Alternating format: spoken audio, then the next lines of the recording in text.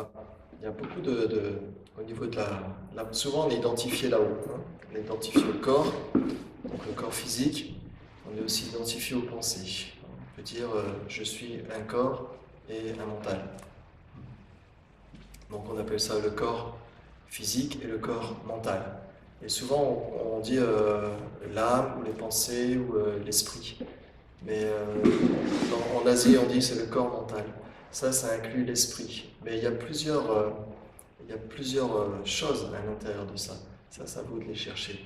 Donc il y a la chose la plus importante, c'est l'intellect. Dans le monde occidental, tout est intellectualisé. Tout est décortiqué, tout est découpé, tout est segmenté. Mais bien, même les scientifiques, quand ils vont chercher quelque chose, il faut qu'ils segmentent, qu'ils décortiquent, qu'ils analysent. C'est pas quelque chose de négatif. Mais le problème, c'est qu'après, ça devient notre réflexe. Pour comprendre quelque chose, on va faire passer l'intellect.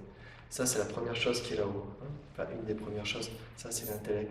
Donc, on peut dire que dans l'esprit, il y a l'intellect, qui fait partie de... C'est un outil qui nous permet de comprendre les choses, mais on les comprend par la dissection et on les comprend en découpant les choses. Donc, déjà, il y a une fausse réalité. Parce que tout ce que vous allez comprendre, c'est ce que vous avez déjà appris à l'intérieur de vous. Vous n'aurez pas une pensée qui est autre que vos connaissances. Et ensuite, après l'intellect, on a l'identité. L'intellect a besoin d'identité, l'identité a besoin de l'intellect. Donc dans les pensées, il y a des pensées identitaires. Je sais ceci, je pense cela, je vais voter là, je vais voter ci, j'aime bien celui-là, j'aime pas celui-là. Ça, c'est l'identité et l'intellect liés ensemble. Donc on peut dire que la pensée, il y a déjà, c'est comme un 4 quarts. Le premier quart, c'est l'intellect. Le deuxième quart, c'est votre identité. Le troisième quart, c'est la mémoire. Parce que toutes vos connaissances, on est obligé de faire aller la mémoire. Mais dans la mémoire, pour les maîtres taoïstes, la mémoire, il y a deux formes de mémoire. Il y a la mémoire au niveau du cerveau, mais il y a la mémoire au niveau du corps. Donc le corps, on a une mémoire ancestrale, millénaire. Donc dans cette mémoire, les deux mémoires sont séparées. La mémoire des connaissances, tout ce qu'on a appris, ou de notre histoire, de notre vie. Et puis il y a la mémoire du corps. Chaque cellule est imprégnée de cette mémoire aussi. Pour les maîtres taoïstes, on dit qu'il y a 16 générations à l'intérieur au niveau de l'énergie des reins. On peut dire, pour les occidentaux, c'est la génétique. Mais il y a une mémoire beaucoup plus profonde à l'intérieur. On a encore à l'intérieur le début du Big Bang. Tout est en mémoire, même scientifiquement, on arrive à voir tout ça. Donc ça, c'est le troisième quart. Le 4 quarts, c'est plus subtil. Le quatrième quart, plus subtil. Ça, c'est l'intelligence de vie. Ça, c'est la conscience pure. Qui n'est ni liée à la mémoire, ni liée aux pensées, ni liée à l'intellect, ni liée à l'identité. Ça, c'est ce qu'en méditation, c'est ça qui doit être en action. L'intellect n'est plus en action en méditation. On ne va pas essayer d'intellectualiser ce qui se passe, comment je pourrais faire pour ceci ou cela. On peut au départ certaines connaissances, on peut apprendre certaines postures, certaines respirations, certains mudras, certains exercices. Donc cette quatrième, c'est cet esprit qui est ni le premier, ni le deuxième, ni le troisième. Ça on dit c'est l'intelligence pure, la conscience pure, le soi.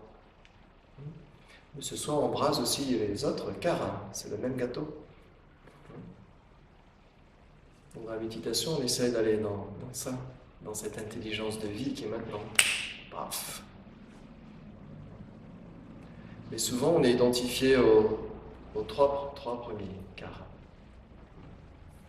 Donc, surtout dans le monde occidental, tout est maintenant intellectualisé. Et les enfants, maintenant, très très tôt, sont de plus en plus dans l'intellectualisation, et beaucoup moins dans la spontanéité du présent. Les enfants sont très présents, ils vont jouer spontanément, rire spontanément, pleurer spontanément.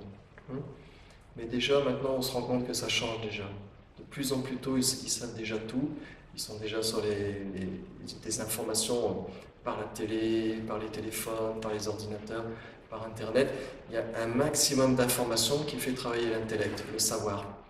Donc ça fait qu'on vit l'expérience, on vit la vie non plus par l'expérience directe, mais on vit la vie par le savoir. Donc on vit la vie par le savoir et par les connaissances, qui sont un apprentissage qui date du passé. Donc on perd progressivement cette expérience directe de la vie en tant que vie. Donc ça ne veut pas dire que les trois autres quarts ne doivent pas exister, ils sont là, ils ont leur place, mais c'est qu'on leur a donné une place en premier plan, et ça devient, comme la réalité devient fausse au fur et à mesure. Parce que chacun a son 4 quarts à lui, avec ses connaissances, son savoir, ses certitudes, etc. etc., etc. Donc ce qu'il faut, c'est vraiment essayer de... essayer de vous laisser glisser vers la dernière partie, la partie la plus subtile de ce que vous êtes,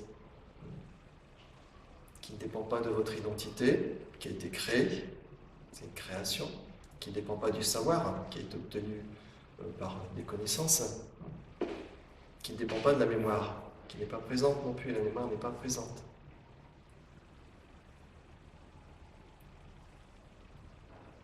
Donc, ce qui veut dire que l'ensemble du gâteau, les 4 quarts sont la vie, mais il n'y a pas un quart qui domine. Donc les pensées, c'est un peu tout ça, tout ce foutoir, tout ce désordre. Mais dans la 4e partie, c'est vraiment ce qui est présent avant la connaissance, avant le savoir, avant le jugement. Donc on dit c'est la présence du cœur. Le cœur, il n'y a pas de jugement, c'est tout arrive spontanément. Ça arrive, ça repart, ça arrive, ça repart. Mais souvent, quand il y a quelque chose qui arrive, derrière, il y a l'intellect, le savoir, l'identité qui va commencer à faire un jugement, une approche de « je voudrais que ce soit différent ». Je voudrais que ce soit ça n'arrive plus, ou ça arrive. Par exemple, en méditation, hier dans le reportage, il disait voilà, les Occidentaux, la méditation de plus en plus, on voit tous les bienfaits, on peut pratiquer un peu, ça nous fait du bien, la pleine conscience, tout ça, ça nous fait du bien. Mais il faut faire attention que ça ne devienne pas encore une nourriture pour l'identité et pour l'intellect. Parce que ce sera encore des connaissances, ce sera encore l'identité qui va se renforcer dans quelque chose qui va lui faire du bien. Mais si vous cherchez quelque chose qui va vous faire du bien, c'est que vous n'êtes déjà plus présent.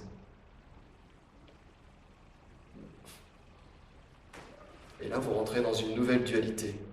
Il faut que j'arrive à méditer pour trouver le bonheur que tout le monde cherche. Et là, vous rentrez dans un nouveau conflit de l'identité, de l'ego, de la mémoire, de votre savoir.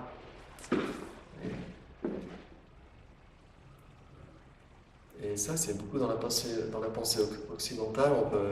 On veut prendre des choses pour obtenir.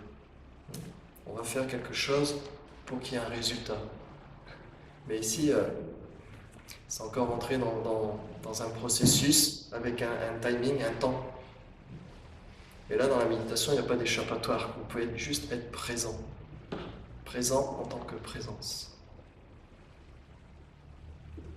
C'est-à-dire que toutes les émotions peuvent être là, n'importe quelle situation, n'importe lequel de ces quarts du gâteau, même s'il y a un quart qui a un très mauvais goût, par exemple au niveau de la mémoire, sur un passé douloureux, ou sur un quart qui a un très mauvais goût sur votre identité, par exemple, quelque chose qui est toujours en colère, ou des choses comme ça. Le 4e quart du gâteau qui englobe les autres permet de garder cela de façon constante, c'est-à-dire qu'il n'y a pas de changement possible.